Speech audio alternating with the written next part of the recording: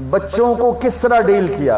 میں روزانہ میرے پاس بچہ گستاخ ہے، بچہ نافرمان ہے، باپ جی بچہ اب سنتا نہیں ہے، بچہ یہ ہے، بچہ وہ ہے۔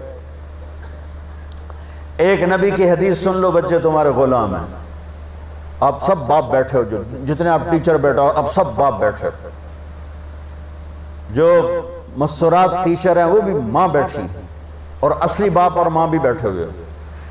میرے نبی نے فرمایا اکرموا اولادکم، اپنے بچوں کو عزت دو، عزت دو۔ میرے نبی کیسے عزت دیتے تھے؟ حضرت فاطمہ گھر میں انٹر ہوتی، اور یہ حضرت فاطمہ کا آنا کوئی 8ویں دن نہیں ہوتا تھا، گھر کے ساتھ گھر تھا، 2-4 گھر چھوڑ کے حضرت فاطمہ کا گھر تھا، ہر دوسرے تیسرے دن حضرت فاطمہ آتی ہیں، میرے نبی چیئر پہ بیٹھے ہیں، زمین پر بیٹھے ہیں، چارپائی پر بیٹھے ہیں، لیٹے ہوئے ہیں، جو ہی فاطمہ کو دیکھتے آپ کھڑے ہو جاتے۔ سبحان اللہ، کوئی اپنے بچوں کے لیے کھڑے ہوتا؟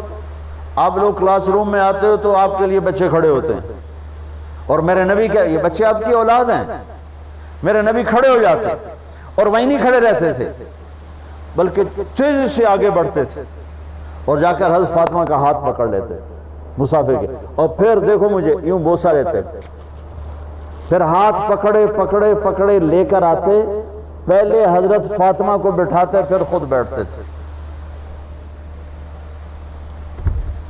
تو پھر کیا جنت کی عورتوں کی سرداری مل گئی۔ اپنے زبان کا بول میٹھا کرو، اپنے اخلاق اچھے کرو، اپنا چہرے کو خوبصورت کرو، جو اللہ نے دے دیا ہے، اس کو مسکرانے سے سجاؤ۔ مسلمان کو مسکرا کے ملنا بھی صدقے کا ثواب ہے، اور اس موبائل نے تباہی پھیر دی ہمارا۔ بچہ بات کر رہا ہے اور اماں لگی ہوئی ڈرامے دیتے، ہاں بتاؤ سن رہی ہوں، بکو کیا بک رہے ہو، سن رہی ہوں۔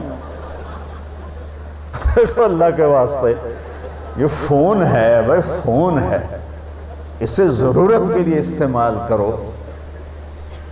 اس کو اپنے لیے لعنت مصیبت نہ بناؤ۔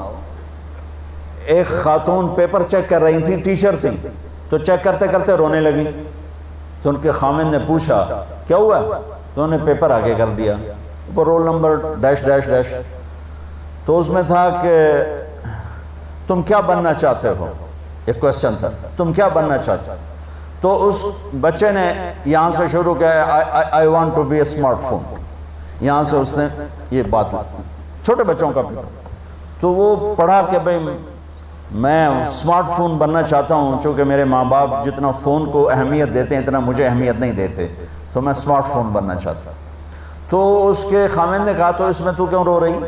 کہا تمہیں پتہ یہ رول نمبر کس کا ہے؟ کہا نہیں، کہا یہ تیرے میرے بچے کا ہے۔ میرے نبی نے ایک زندگی سکھائی، آپ گھر میں آتے تھے مسکراتے ہوئے آتے تھے، اظہار محبت فرماتے تھے۔ عرب کے ماحول میں بیوی سے اظہار محبت عیب تھا، اور گرل فرینڈ بنانا ایک فخر تھا۔ آپ لوگ کٹھے پڑھتے ہو، اس لعنت سے بچو، باعزت آئے ہو باعزت چلے جاؤ، اپنی شادیاں ماں باپ کی رائے سے کرو، ماں باپ کی دعائیں لے کر کرو، اپنے فیصلے خود مت کرو۔ یہ کیا کریں، اب بچے بچیاں کٹھے پڑھتے ہیں تو اس قسم کی لعنتیں چلیں گی تو صحیح، لیکن میں جتنا بچ سکتے ہو بچو بچو، اپنے فیصلے ماں باپ کے حوالے کرو، اپنے فیصلے ماں باپ کے حوالے کرو، چونکہ جتنی عشق کی شادیاں ہوتی ہیں وہ ساری ہی ناکام ہوتی ہیں۔ عرب کے ماحول میں اظہار عشق بیوی کا عیب، اور گرل فرینڈ کے لیے اشعار۔ اس کلچر میں بھرے مجمع میں ایک آدمی پوچھتا ہے یا رسول اللہ من احب الناس الیک، آپ کو سب سے زیادہ کس سے محبت ہے؟ تو اپنے نبی کی سنو، آپ نے زور سے فرمایا عائشہ سے۔ وہ ہل گیا، کہنے لگا ارے یہ کیا ہوا یا رسول اللہ، میرا مطلب یہ نہیں ہے، میرا مطلب ہے کہ مردوں میں کس سے زیادہ پیار ہے۔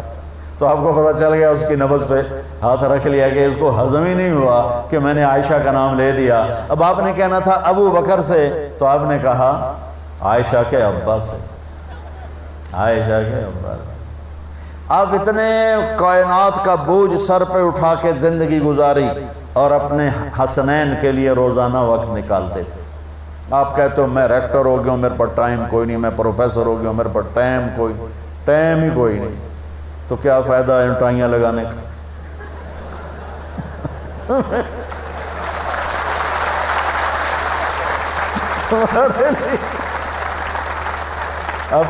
اپنے بچوں کے لیے ٹائم نہیں ہے تو تم کیا کر رہے ہو، چھک مار رہے ہو؟